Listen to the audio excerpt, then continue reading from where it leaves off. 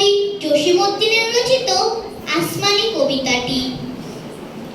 আসমানিরে দেখতে যদি তোমরা সবে চাও, রহিমউদ্দির ছোট্ট বাড়ি রসুলপুরে যাও। বাড়ি তো নয় পাখির বাসা, ফেতনা বাতার ছানি। একটুখানি বৃষ্টি হলেই গড়িয়ে পড়ে পানি, একটুখানি হাওয়া দিলেই ঘরে নড়ে বড় করে।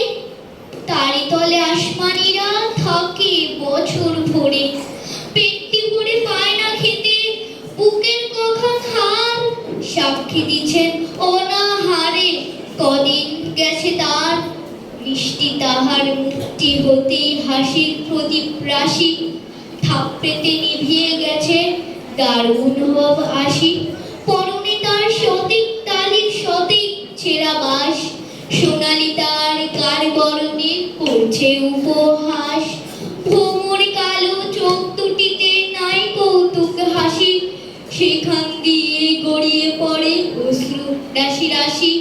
বাঁশির মতো সুরটি গলায় ক্ষয় হলো তাই কেঁদে, হয়নি সুযোগ লয় যে শিশু গানের সুরে বেঁধে। আসমানিদের বাড়ির ধারে পদ্ম পুকুর ভরে, ব্যাঙের ছানা শ্যাওলা পানা কিলিবিলি বিলি করে।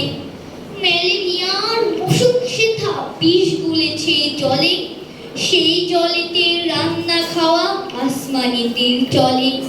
পেটটি তাহার দুলছে পিলেই নিতুই যে জ্বর তার, বৈদ্য ডেকে ওষুধ করে পয়সা নাহি আর।